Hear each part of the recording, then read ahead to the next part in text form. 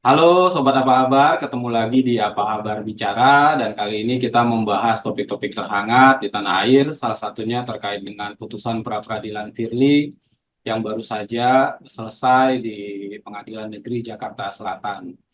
Nah, baru-baru ini Hakim Tunggal PN Jakarta Selatan memutus perkara gugatan pra-peradilan yang dilakukan oleh Ketua Nonaktif, mantan Ketua Nonaktif KPK Firly Bahuri dinyatakan tidak diterima. Namun belakangan terjadi pernyataan yang membuat publik bingung sebenarnya apa sih yang perbedaan mendasar dari pernyataan gugatan tidak diterima dan gugatan ditolak. Karena pasca putusan pengadilan tersebut, Firly Bahuri melakukan konferensi pers, dia menyatakan bahwa gugatannya tidak ditolak, hanya tidak diterima. Dan untuk membahas hal itu, kita sudah bergabung bersama Mas Fikri, salah seorang praktisi hukum dari Universitas Lambung Mangkurat, dan kita udah bersama Mas Ahmad Fikri. Halo Mas Fikri, gimana kabarnya Mas? Halo Baik, Bang Mas. Jack. Oke. Nah itu kita langsung aja nih. Kabar baik, Bang Jack. Eh, Siap. Senang bisa bergabung di Apa Kabar Bicara Bang ya. Senang sekali, Bang Jack. Terima kasih atas undangannya. Bisa ngisi di sinilah, biar Oke. sharing-sharing dikit lah. Oke, langsung aja nih Mas Ahmad, itu gimana sih sebenarnya perbedaan antara dengan gugatan tidak diterima dan gugatan ditolak? Baik, memang kalau secara normatifnya ya, secara normatif yang diatur di dalam peraturan perundang-undangan, yang mungkin berserakan nih. Saya kebetulan bukan ahli hukum pidana maupun hukum acara. Basic saya adalah hukum tata negara dan hukum administrasi. Nah, tetapi saya ini bicara soal teori hukum yang sangat dasar tentang terminologi eh, putusan tidak dapat diterima dan putusan ditolak. Nah, memang dua terminologi ini secara teori hukumnya memang ada implikasi-implikasi tertentu. Nah, yang menariknya, kalau kita kupas bahasa diksi hukum yang dilempar oleh Pak Firly di media-media yang sangat viral hari ini, bahwasanya putusan di pra-peradilan kemarin itu tidak dapat diterima, bukan ditolak, yang ya itu menjadi apa ya? Maksud saya membuat gaduh lagi tuh. Sementara aturan tentang kewenangan pra-peradilan itu setahu saya ya cuman sekali saja. Karena maknanya kalau putusan itu tidak dapat diterima atau putusan dengan dibilang itu adalah putusan cacat formilnya saja, itu memungkinkan untuk dilakukan gugatan yang kedua kali. Kalau itu misalnya di gugatan-gugatan biasa. Nah, sementara kewenangan-kewenangan yang diatur secara limitatif berdasarkan KUHP maupun putusan Mahkamah Konstitusi tentang kewenangan pra-peradilan, setahu saya hanya cukup satu kali saja. Tidak ada pengulangan kembali lagi misalnya dengan alasan ini adalah gugatan tidak dapat diterima atau lebih dikenal dengan sebutan NO kalau orang-orang hukum bilang. Nah, tetapi secara basic kewenangan yang diberikan ke badan namanya badan pra peradilan itu hanya cukup satu kali mengatakan bahwasanya penetapan tersangka atas nama Firly Bahuri itu sah. Nah, jadi tidak ada problem cacat formil dalam penetapan tersangka saudara Firly misalnya. Nah, jadi sekali lagi pihak kepolisian sudah tepat dalam menetapkan status tersangka kepada Pak Firly. Demikian, Bang. Oke, nah jadi kan kalau bisa ditarik kesimpulan sebenarnya putusan Hakim PN Jakarta Selatan kemarin itu adalah menguatkan ya bahwa statusnya Firly ini tetap sebagai tersangka begitu kan Bang ya. Lalu Betul, betul. ah, ah. Lalu kira-kira apa ya yang bisa dibaca dari kegaduhan yang sengaja diciptakan ini gitu? Apakah ini merupakan sebuah upaya untuk pembelaan walaupun sebenarnya secara hukum orang sudah tahu hasilnya seperti apa gitu, Mas Fikri? Ya, kalau bicara soal strategi pembelaan, ya ini sah-sah saja ya, karena itu hak hak tersangka masing-masing untuk membela dirinya. Nah, tetapi kita butuh transparansi yang lebih lebih lebih dalam kepada pihak kepolisian, bahwasanya ini pihak kepolisian sudah tepat di jalurnya untuk menetapkan seseorang jadi tersangka. Secara subjektif misalnya kalau kita lihat dari pengenaan pasal tersangkanya ini melanggar Undang-Undang Tipikor juga. Ya, hukumannya itu secara subjektif di atas 5 tahun. Jadi tidak ada apa ya? Saya saya menganalogikan kalau ini dipukul rata kepada semua orang yang sama, maka ya yang sebaiknya dilakukan oleh teman-teman kepolisian dengan kondisi bahwasanya gugatan pra peradilan sudah tidak dapat diterima tadi, ya penahanan itu menjadi sebuah kelaziman dikarenakan walaupun status Firly hari ini nonaktif dengan berdasarkan keputusan Presiden kemarin, nah tetapi dari hiruk pikuk pemberitaan yang ada tersebar di media manapun, ya ketakutan atau bukan ketakutan tapi peluang-peluang untuk mengulang perbuatan yang sama itu masih masih bisa terjadi karena beliau masih dalam status tidak ditahan. Nah, takutnya nanti ini menjadi sebuah eh, apa ya, distrust yang menggoyangkan KPK itu lebih menjerumuskan lembaganya semakin tidak dipercaya di publik.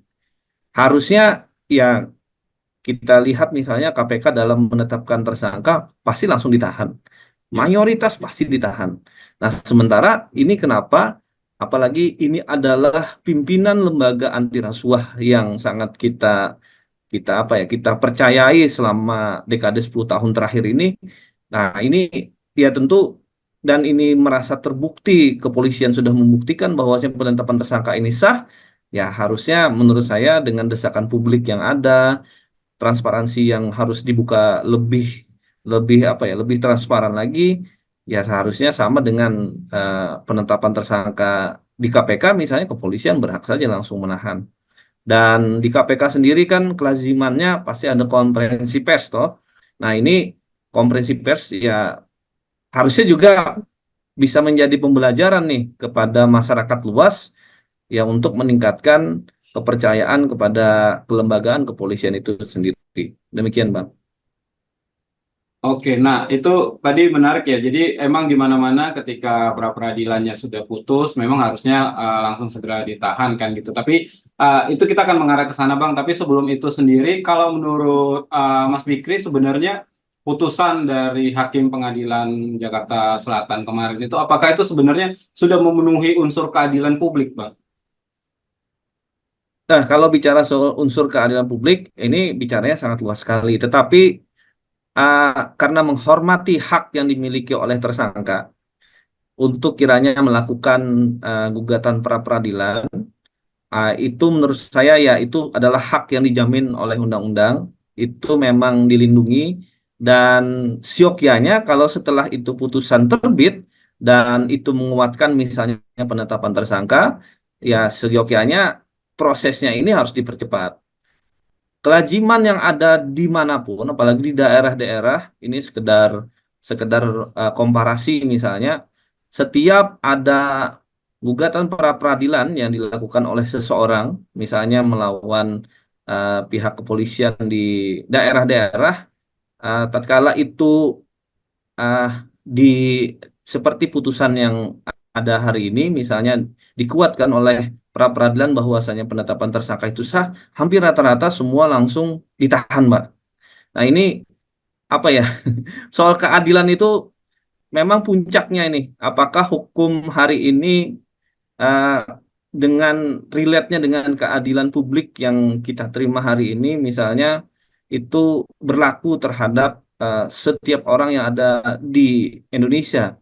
Nah, sementara hari ini kelembagaan kepolisian dengan menetapkan tersangka yang misalnya sudah sah secara hukum, terus dilakukan perlawanan melalui gugatan pra peradilan, ya ini kan eh, dalam tanda petiknya menguji keabsahan dari penangkapan tersebut.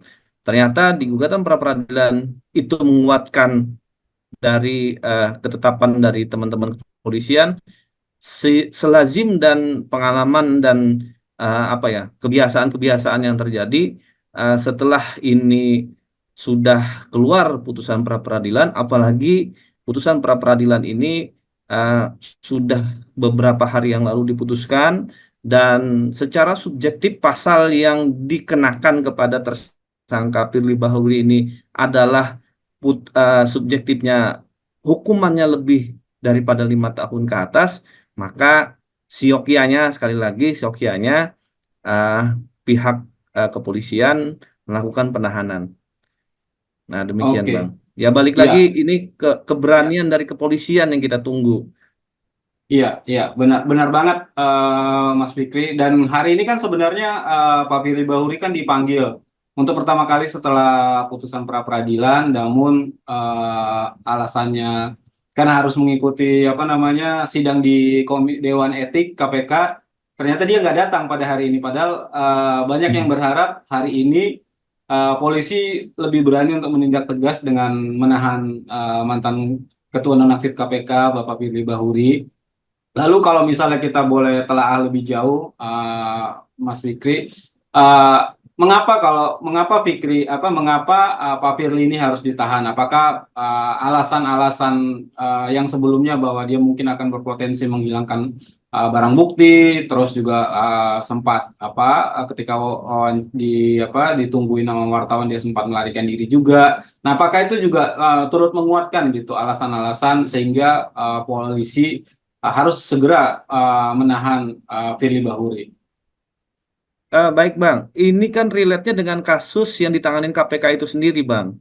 Jadi memang antara kasus SCL dengan Firly Bahuri ini kan ada relasinya kan. Jadi memang nanti mungkin kalau misalnya ini tidak diberlakukan secara sama misalnya mungkin ya, tentu menjadi pertanyaan publik nih. SCL sendiri itu ditetapkan tersangka dan langsung ditahan. Sementara setelah terbuktinya secara subjektif oleh kepolisian misalnya dengan dua alat bukti yang cukup.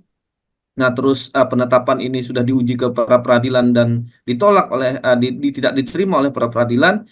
Ya, sekali lagi eh, relasi dua kasus ini sangat penting dikarenakan ini saling berhubungan. Misalnya pembuktian di kasus SCL itu akan dibuktikan juga di kasus Pak Firly nantinya. Nah, ini yang menjadi penekanan publik hari ini, karena ini kasus ini lumayan besar kan, orang-orang besar, dua-duanya orang-orang besar yang tentu secara potensi eh, penghilangan alat bukti, kekuasaan yang masih ada, walaupun hari ini Pak Firly sudah ditetapkan oleh Presiden diberhentikan secara sementara, ya nanti kalau sudah jadi terdakwa, beliau nanti dihentikan secara nonaktif penuh. Nah, tetapi kita bicara soal normatifnya saja, normatifnya ini sudah terpenuhi semua. Jadi tidak ada alasan lagi misalnya hal-hal yang dikhawatirkan publik itu terjadi. Dikarenakan juga kekhawatiran ini kan dengan banyaknya laporan etik yang sudah sering dilanggar oleh Pak Firly. Jadi penumpukan-penumpukan laporan etik dan kekhawatiran-kekhawatiran ke depannya bagaimana kasus yang mendera beliau pribadi maupun yang ditangani KPK itu menjadi pertimbangan yang sangat urgent, bahwasanya ya ya sudahlah, ya ya sudahlah, maksudnya drama ini disudahi dengan misalnya penahanan itu dilakukan secara transparan, ya tentu menghormati hak-hak asasi manusia yang ada eh, di di pribadi Pak Firly itu sendiri. Ya, buktinya kan pra peradilan jalan dan tidak diterima. Ibu dipanggil, beliau tidak datang. Ya, tidak dipaksa banget lah. Tidak ditangkap secara seperti misalnya KPK melakukan penangkapan itu eh, terdeteksi misalnya selalu OTT. Nah, sementara ini sudah terang-benderang, prosedurnya harus dilengkapi agar ya ini sama-sama menjaga bagaimana hak tersangka itu masih dihormati oleh teman-teman kepolisian. Mungkin itu, Bang. Ya, oke. Mas, kalau misalnya setelah Pak Firly ditahan, lalu sebenarnya ini kan menjadi hal yang ditanya-tanya publik juga kan terkait dengan penuntasan kasus ini. Artinya kan setelah ditahan, polisi bisa langsung menyiapkan segala hal, termasuk untuk mengajukan P21 gitu kan apa ke pengadilan, sehingga publik jadi akan bisa melihat gitu bahwa apa yang dilakukan oleh kepolisian ini memang sesuai dengan apa yang seharusnya seperti itu kan. Dan nanti kan di pengadilan yang sebenarnya akan membuktikan bahwa apa yang disangkakan terhadap Pak Firly ini benar seperti itu atau tidak kan gitu. Karena kan memang kita sampai sejauh ini kan masih ibaratnya kan masih meraba-raba. Benar tidak Pak Firly ini melakukan apa namanya penyuapan kayak gitu. Ya kan seperti itu kan Bang ya. Baik Bang, jadi mungkin proses ini kan masih berjalan nih. Di pihak kepolisian sendiri, kalau misalnya ada kekurangan untuk melengkapi P21 di Kejaksaan, ya tentu kan ini masih masih berproses terus. Masih berproses terus, terus kalau misalnya ada kekurangan alat bukti, saksi untuk melengkapi kan masih ada diberikan hak di kepolisian itu berdasarkan KUHP sendiri itu beberapa puluh hari misalnya. Masih ada kesempatan untuk melengkapi dan sebagainya. Tingkat di P21 dengan kejaksaan yang memegang semua kendali ya tentu menunggu nanti momennya nanti akan disidangkan ke pengadilan.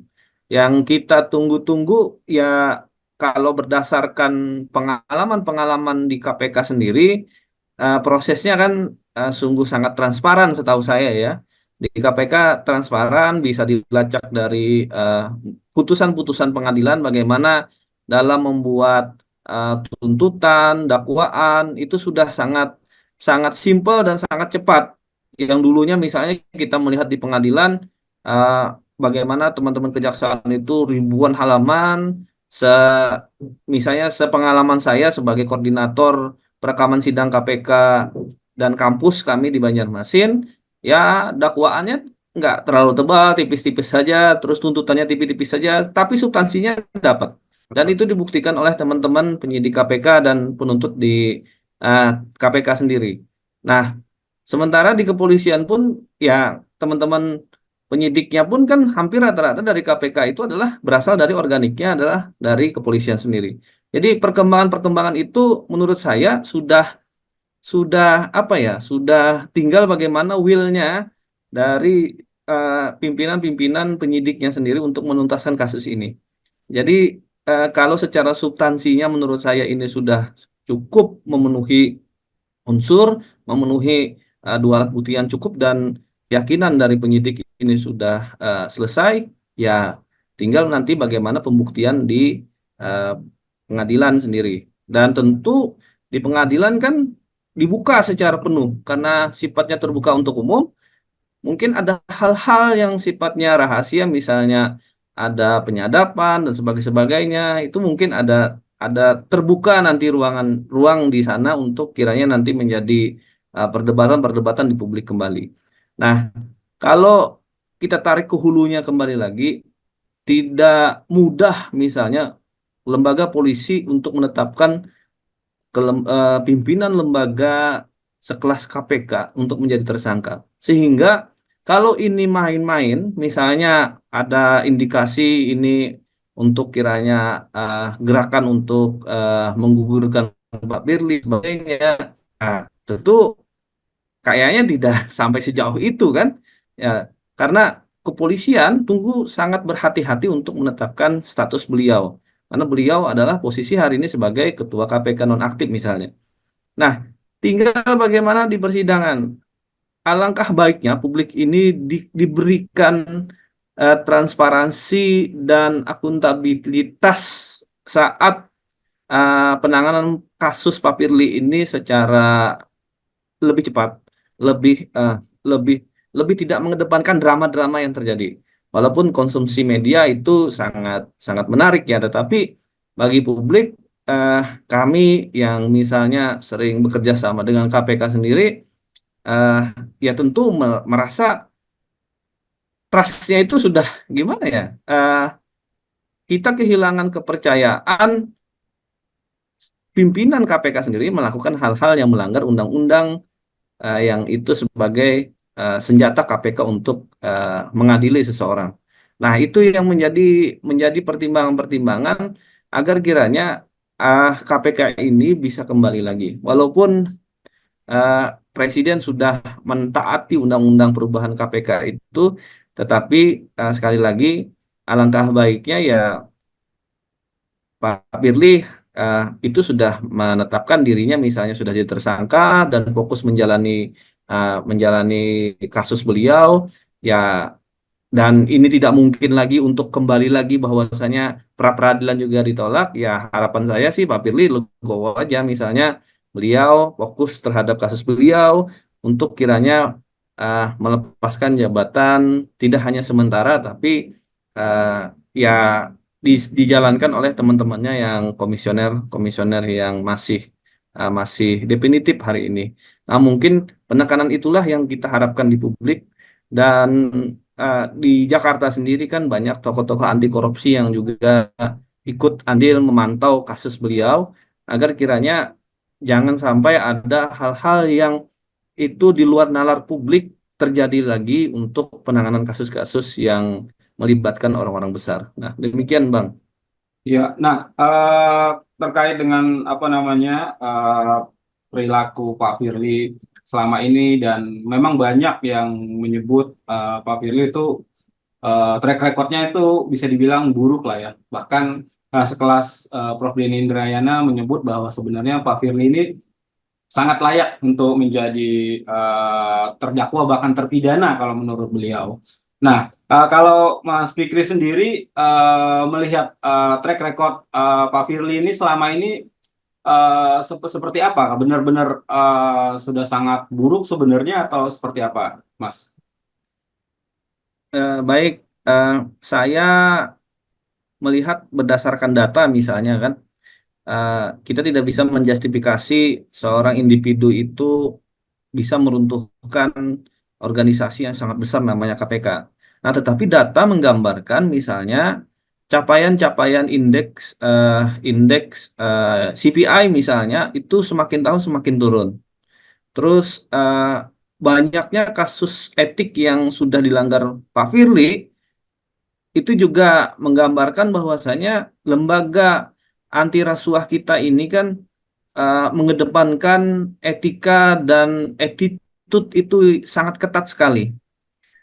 Banyak misalnya contoh pimpinan komisioner terlebih dahulu yang zaman dahulu misalnya terindikasi melanggar etik, dia langsung mengundurkan diri. Dikarenakan untuk menjaga marwah dan trust dari KPK itu sendiri. Nah, tetapi di zaman Pak Firly, dengan banyaknya desakan publik, kawan-kawan kampus, kawan-kawan NGO yang menyuarakan bagaimana banyaknya misalnya dan terbukti bukan bukan hanya indikasi dan terbukti melanggar misalnya itu masih diindahkan oleh lembaga KPK itu sendiri. Dewas misalnya dikritik tidak terlalu mempunyai taring untuk bagaimana mengadili seorang Pak Firly yang notabene adalah ketua KPK hari ini. Dan puncaknya hari ini adalah penetapan tersangka beliau terhadap kasus pemerasan terhadap SYL misalnya. Nah, ini kan apa ya, warning-warning awal yang sudah dikeluarkan eh, dan warning-warning yang sudah dipantau terlebih dahulu sebelumnya eh, akhirnya terbukti. Jadi eh, publik yang sudah mengingatkan, ya kalau bahasa kampungnya itu saking baiknya publik ini kan dalam memberikan masukan terhadap kelembagaan KPK, menegurlah.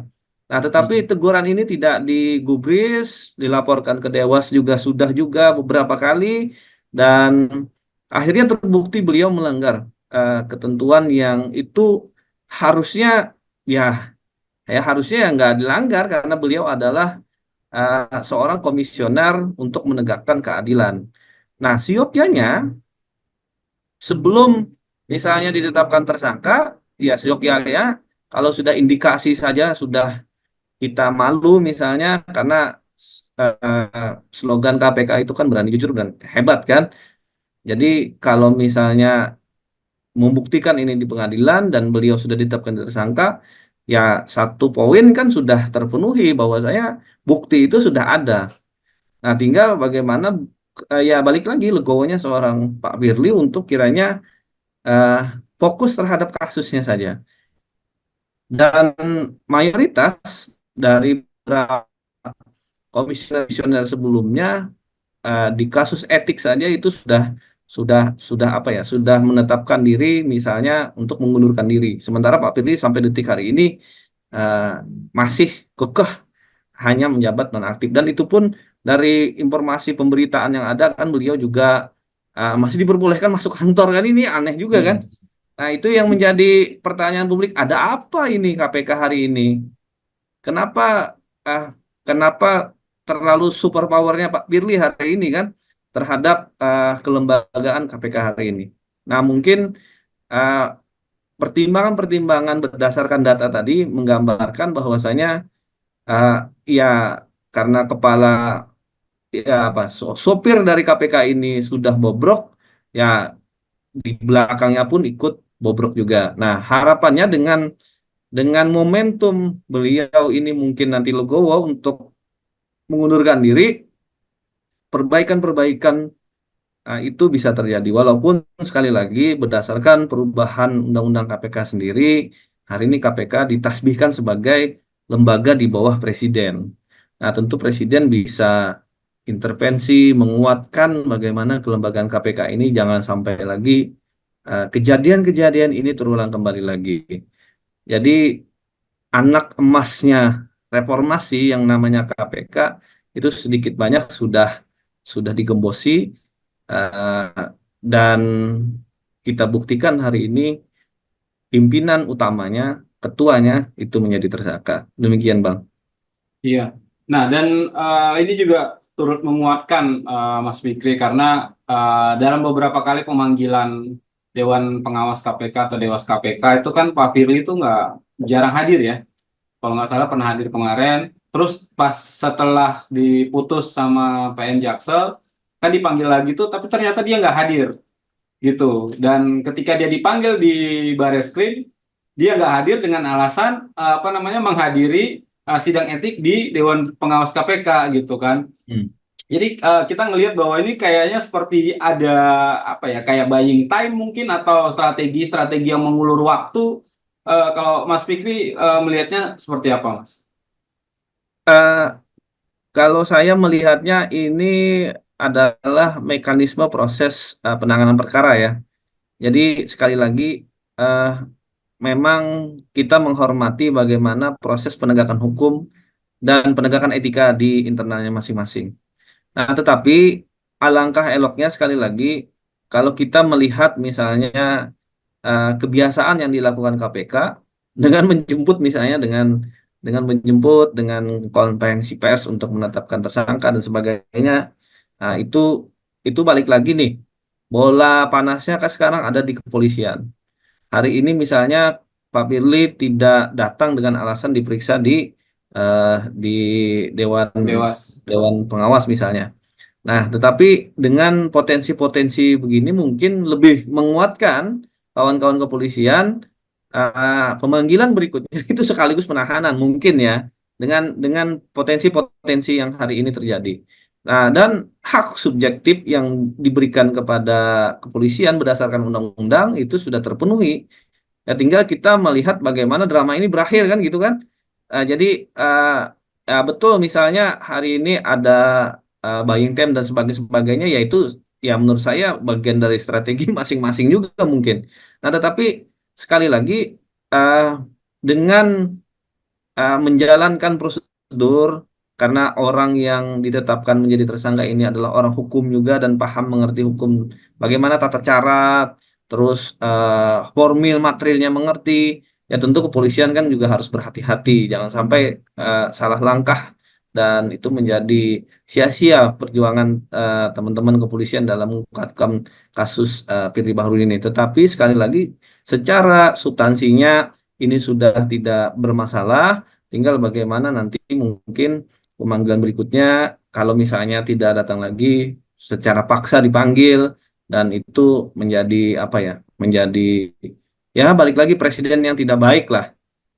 Karena seseorang yang ditetapkan tersangka ini adalah orang yang mengerti hukum dan sebagai ketua lembaga penegakan hukum di bidang anti korupsi, di bidang korupsi. Yang yang mana untuk apa? Yang mana penetapan tersangka ini yang dilanggar oleh Pak Firly ini ditetapkan dengan pasal yang ada di Undang-Undang Tindak Pidana Korupsi itu sendiri. Nah, jadi ya kalau ini KPK yang menanganin ya udah nggak ada drama-drama lagi nih. Nah, sementara yang nanganin kan pihak kepolisian yang itu mungkin sangat berhati-hati. Jadi eh, saya tidak menyalahkan juga kepolisian karena sekali lagi keberhati-hati, kecermatan ini harus dijaga eh, walaupun ya waktu itu berjalan terus-menerus. Nah, tetapi itu diatur di undang-undang, sementara hari ini masih sesuai dengan prosedur. Ya, kita tunggu nanti mungkin pemanggilan berikutnya. Siapa tahu nanti keberanian kepolisian untuk sekaligus menahan Pak Firly itu bisa dikabulkan berdasarkan tuntutan kawan-kawan di publik misalnya. Terus memang secara hak dan kewenangan itu dimiliki oleh penyidik di kepolisian. Oke. Demikian, Bang. Nah, iya, iya. Mas Fikri, kalau ini kan sebenarnya pertaruhan besar juga ya buat institusi kepolisian gitu, bahwa mereka harus apa ya, menegakkan marwah organisasi kepolisian ini secara profesional dengan penyidikan yang lebih transparan seperti itu. Nah, kan harapannya polisi ini mampu, walaupun memang tidak bisa dipungkiri bahwa untuk kasus yang satunya agak berbeda karena tersangkanya berasal dari perwira tinggi malahan ya, seorang jenderal lah Betul. gitu. Nah, kalau Mas Fikri ngelihatnya apakah Polri ini mampu, Mas, untuk apa menegakkan kembali marwah organisasi kepolisian itu sendiri dengan kasus ini? Ya, saya menilai mampu. Dengan menetapkan Pak Firly jadi tersangka saja itu bukan main-main kan kemampuannya. Jadi kalau kita mengukur misalnya kepercayaan publik terhadap pihak kepolisian hari ini, yang kita ketahui kan setiap tahun semakin turun kepercayaan publiknya. Dengan berani pihak kepolisian menetapkan orang-orang besar yang berpengaruh misalnya hari ini menjadi tersangka, ya, dan itu memang kewenangan dari kepolisian juga. Ya, ini bukti bahwasanya kepolisian itu tidak hanya apa ya, tidak hanya menjurus ke kasus-kasus yang tidak besar, kasus-kasus kecil saja yang diurusin. Nah, ini bukti bahwasanya kepolisian ingin meningkatkan kepercayaan publik menurut saya juga. Dan ya lazimnya setiap eh, setiap setiap penanganan kasus di kepolisian dengan mungkin eh, melakukan gelar perkara beberapa kali dan sebagainya itu sudah cukup untuk bagaimana will dari pimpinan lembaga kepolisian itulah yang menentukan. Nah, kalau ini kan menangkap seorang perwira tinggi, ya dia tentu ini sangat berhati-hati. Saya menilai bahwasanya dengan apa ya, dengan pertimbangan keabsahan penetapan tersangka ini, ya tentu secara secara normatifnya memang ini sudah memenuhi kaedah-kaedah yang ada di KUHP itu sendiri. Nah, jadi kalau kita bicara apa ya, bicara dramanya, bicara bicara sinetron-sinetron yang akan terjadi, saya tidak melihat lagi ke arah sananya, tetapi ini sudah on the track terhadap kasus pokok perkaranya. Tinggal bagaimana nanti ke depannya pembuktian yang harus dibuktikan secara transparan dan akuntabel di persidangan. Karena sekali lagi di persidangan itu dibuka untuk umum, kita semua bisa mengakses dan uh, bukti-bukti yang nanti akan disuguhkan pihak kejaksaan yang itu berasal dari kepolisian, ya itu kita nanti bagaimana nanti uh, publik itu menilai bagaimana teman-teman kepolisian ini dalam menetapkan tersangka, apakah sudah sangat cermat dan sebagainya dibanding dengan misalnya penanganan kasus yang dilakukan oleh kawan-kawan KPK. Nah, tetapi sekali lagi secara kelembagaan mereka punya kewenangan, secara pembuktian juga nanti dibuktikan secara adilan, dan aturannya pun juga ini tidak berbeda, ya saya yakin saja bahwasanya ini sudah dilalui secara hati-hati, cermat dan sebagainya, sehingga penetapan tersangka sampai nanti mungkin terdakwa dan terpidana itu on the track pada sampai saat ini. Nah, balik lagi ke awal pertanyaan pertama tadi, pra peradilan itu kan menurut saya cukup satu kali saja, tidak kembali lagi seperti misalnya gugatan-gugatan perdata misalnya di NO atau gugatan di PT UN di NO bisa dikembali eh, di apa ya digugat kembali lagi. Ini berbeda kewenangan dan berbeda yurisdiksinya. Nah, walaupun Pak Firly bermain di diksi hukum, tetapi secara secara kasat mata, kewenangan yang ada di pra-peradilan ya tidak memungkinkan kembali untuk memproses kasus pra-peradilan kedua kalinya. Lain hal misalnya norma hukum atau pasal itu berbeda. Misalnya ini berbeda nomor perkaranya. Sementara ini kan sama. Jadi sekali lagi kita menunggu momentum bagaimana penanganan perkara ini sampai nanti ke puncaknya yaitu P21 mungkin nanti ke depannya, tetapi masih ada ruang waktu untuk melengkapi hal-hal yang berhubungan dengan substansi perkaranya di tubuh kepolisian sendiri. Ya, karena sekali lagi dengan potensi-potensi yang ada, terus bagaimana perilaku Pak Firly yang dianggap mungkin eh, bisa di apa ya mengulur-ngulur waktu dan sebagainya, ya itu menambah kepercayaan dari pihak kepolisian untuk melakukan penahanan lebih segera. Nah, mungkin itu Bang. Iya, setuju, Mas Fikri. Nah, Mas, kalau misalnya kita apa ya, kita refleksi sedikit ke belakang gitu ya, bahwa ini kan gugatan bukan yang pertama kali dilakukan gitu.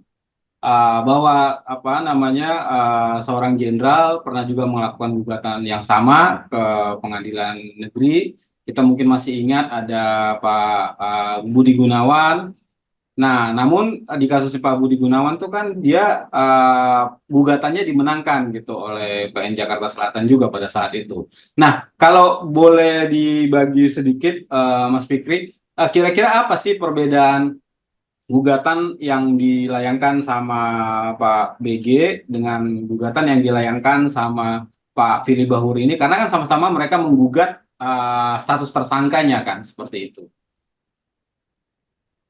Ya, eh, apa yang membedakan ya menurut saya tidak ada pembedanya. Karena kan kewenangan pra peradilan itu kan sekali lagi itu sudah limitatif diatur di KUHP dan eh, ada putusan MK terakhir tentang kewenangan pra peradilan itu sendiri.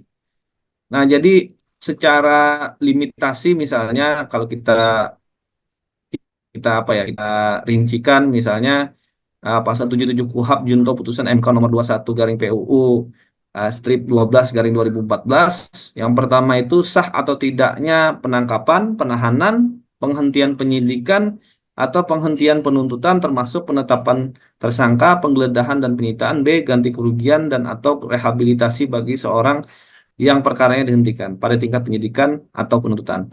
Nah, jadi limitasi ini sangat membatasi kewenangan yang diberikan kepada pra peradilan itu sendiri.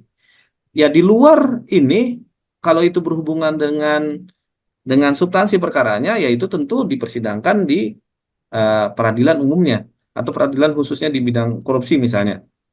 Nah, jadi sekali lagi tidak ada perbedaan hak yang diberikan kepada tersangka untuk kiranya uh, melakukan upaya hukum ke peradilan itu adalah amanah undang-undang. Jadi tidak ada diskriminasi misalnya. Tetapi putusan pra peradilan waktu kita flashback misalnya ke putusan Pak BG dulu, Pak BG memenangkan, maksudnya penetapan tersangka itu tidak sah. Nah, uh, sehingga KPK saat itu uh, harus kembali lagi melakukan penyelidikan. Nah, walaupun uh, kita ketahui kan misalnya kalau sudah ke tahap penyidikan itu bisa diberikan hak kepada penyidik untuk menetapkan tersangka. Nah, tetapi eh, saat penetapan tersangka itu dinilai ada ketidaksahan dalam penentuan uh, seseorang itu menjadi tersangka. Dengan misalnya membuktikan dalil-dalilnya apa, terus bukti-buktinya apa, dan hakim tunggal lah yang akan nanti menilai.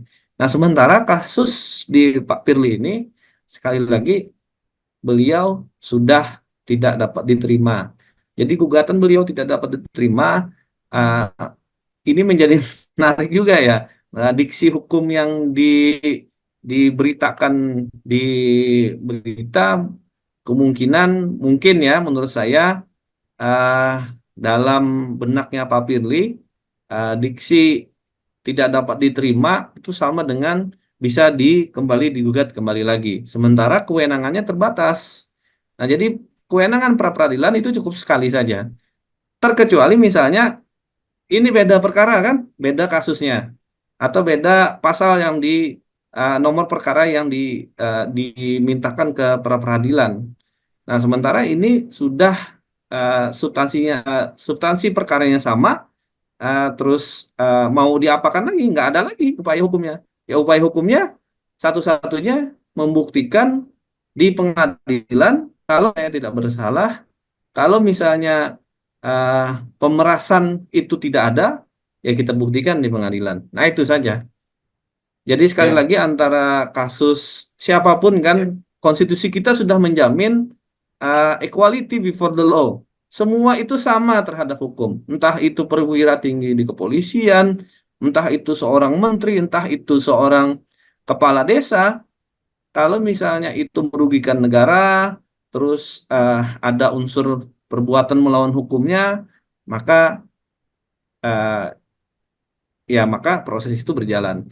Dan ini pun tidak ada beda, Bang Jack, menurut saya siapapun itu yang sudah ditetapkan tersangka, ya seyogianya secara secara budaya kita kan, budaya malu dan sebagainya, itu harusnya melepas jabatan, terus menghadapi kasus ini biar fokus dan sebagainya, sesuai dengan budaya-budaya yang sudah terjadi sebelum-sebelumnya. Namun dalam kasus Pak Firly ini cukup menarik dan upaya yang dilakukan Pak Firly sampai detik ini masih mencoba bagaimana beliau sekali lagi ingin membuktikan beliau itu tidak bersalah. Ya itu sah-sah saja, walaupun secara hukum sudah ditetapkan menjadi tersangka. Nah tinggal sekali lagi publik ingin menanti transparansi akuntabilitas kasus ini setransparan mungkin agar kiranya tidak ada hal-hal yang mungkin nanti dirasa kecewa publik untuk melihat penegakan hukum yang didakwakan nanti kepada Pak Firly. Demikian Bang Jack. oke. Ini pertanyaan terakhir, Mas Fikri. Eh, Seperti apa sebenarnya sebaiknya penuntasan kasus ini? Apakah sebenarnya Pak Firly lebih baik legowo saja, termasuk juga berani untuk apa namanya meletakkan jabatannya sebagai Ketua KPK, karena itu akan mempermudah penuntasan kasus dan kalau memang dia apa namanya merasa tidak terbuktikan itu bisa dilakukan di pengadilan. Nah, kalau seperti itu gimana, Mas Fikri? Eh, saya sekali lagi menghormati ya hak tersangka. Berdasarkan undang-undang itu diberikan hak-hak untuk melakukan upaya hukum. Nah, tetapi sekali lagi eh, budaya yang baik mungkin ya, budaya yang baik terhadap permasalahan hukum yang mendera Pak Firly, maka siokianya Pak Firly fokus saja terhadap kasus yang beliau lagi lagi dera hari ini. Dan mungkin misalnya pengunduran diri atau mungkin beliau di, apa uh, misalnya nonaktif tidak sementara secara permanen itu menjadi apa ya menjadi contoh yang baik kepada publik bahwasanya eh, ini menjadi apa ya menjadi gambaran orang-orang di KPK itu memang memang menjunjung tingkat moralitas yang sangat tinggi. Nah, Jadi tidak ada perdebatan-perdebatan lagi yang berhubungan dengan moral misalnya, karena beliau sudah mengundurkan diri. Nah, terus eh, fokus terhadap kasus ini ya tentu kita menunggu momen itu kepada Pak Firly.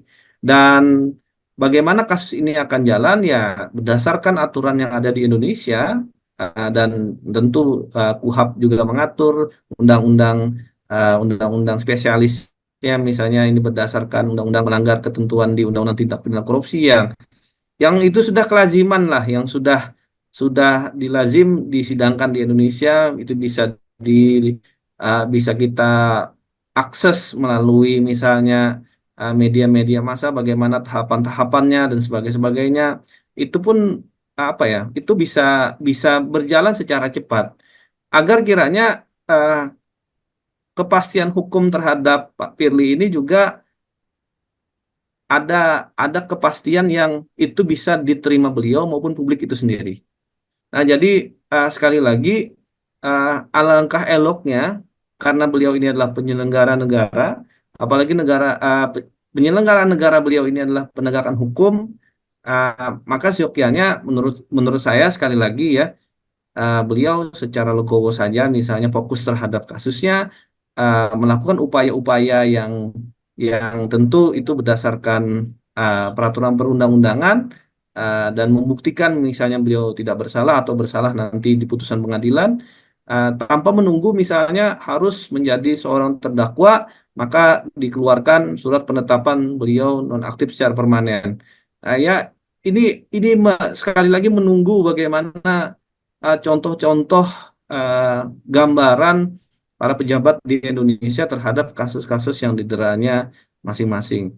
Eh, Memang kalau kita bicara moral, Bang ya, eh, ini bicara yang tidak kesudahan menurut saya. Tetapi kalau kita bicara hukum yang sudah kita bisa raba, kita lihat pakai mata kita sendiri, ya seharusnya eh, seorang Pak Firly ya harusnya ya menetapkan kekuatan dirinya bahwasanya sudahi sajalah misalnya jabatan di KPK, terus fokus terhadap kasus yang mendera beliau sehingga tidak ada perdebatan-perdebatan yang tidak enak di publik untuk kiranya lembaga KPK kok diginikan gitu loh. Ah, Lembaga yang sangat dipercaya publik dalam 2 dekade terakhir ini semakin semakin apa ya, semakin semakin publik itu menilai distrust terhadap kelembagaan ini. Walaupun sekali lagi tentu saya balik lagi dengan pendapat saya sebelumnya bahwasanya pihak kepolisian pasti berhati-hati ekstra dan cermat sekali lagi dalam kasus ini. Sehingga keyakinan saya bahwasanya kalau kasus ini jalan nanti di pengadilan, tinggal nanti pembuktian dan sebagainya ke depannya ya. Ya, sekali lagi jangan menunggu waktu terhadap status dari Pak Firly itu sendiri. Kalau kita misalnya melihat Bang, satu ketentuan yang mungkin mungkin apa ya, mungkin jadi catatan kita hari ini di dalam uh, wawancara hari ini misalnya, Hmm. uh, kalau kita lihat di pasal, sebentar Bang ya, saya coba akses dulu Oke. nih. Kita lihat di pasal 32 misalnya di pimpinan pimpinan Komisi Pemberantasan Korupsi berhenti atau diberhentikan karena salah satunya menjadi terdakwa karena melakukan tindak pidana kejahatan. Nah, di Undang-Undang Nomor 19 Tahun 2019. Nah, undang-undang ini kan yang menasbihkan bahwasanya KPK itu di bawah kekuasaan eksekutif. Ya, kita ingin melihat undang-undang ini hidup loh. Aturannya sudah ada loh. Tinggal bagaimana ini kasusnya ada. Hmm. Kasusnya sudah terang benderang ada. Tinggal bagaimana kita kita melihat kasus ini apa menjalankan undang-undang. Nah, kalau misalnya dinonaktifkan kemarin sementara oleh presiden itu kan berdasarkan undang-undang ini juga. Nah, walaupun ya kesannya masih menahan kan. Seharusnya dari awal bukan nonaktif saja, tapi berhenti di jabatan sebagai pimpinan KPK. Nah, mungkin itu penutup dari saya, Bang. Semua Oke, terakhir Bang. aturannya sudah jelas. Siap. Semua aturannya sudah jelas. Kalau bicara soal moralitas dan sebagainya, ah, publik sendiri bisa menilai lah soal itu. Kita bicara yang tidak tidak mengawang-awang. Dalam artian norma hukumnya itu sudah tertuang di peraturan perundang-undangan. Tinggal menjalankan, menghidupkan norma yang ada. Nah, mungkin itu Bang, demikian. Oke, sebenarnya aku mau pingin minta closing statement, tapi aku pikir itu udah cukup Bang sebagai closing statement dari Mas Ahmad Fikri. Jadi memang kita sangat menantikan ya, publik sangat menantikan seperti apa penuntasan kasus ini dan memang aturannya juga sudah sangat jelas. Kita tinggal menunggu seperti apa Pak Firly Bahuri bisa lebih legowo untuk apa menyikapi kasusnya, termasuk juga dengan meletakkan jabatannya sebagai Ketua KPK. Oke, Sobat Apa Kabar, demikian tadi bincang-bincang kita dalam Apa Kabar Bicara dengan narasumber Ahmad Fikri Hadin, praktisi hukum dari Universitas Lambung Mangkurat. Terima kasih Bang, udah bersama kami di Apa Kabar Bicara. Kita ketemu lagi di diskusi-diskusi selanjutnya Bang ya. Ya, siap Bang Jeko. Terima kasih juga saya Oke, diundang. Nah, ya terima kasih Bang. mari Bang. Sip.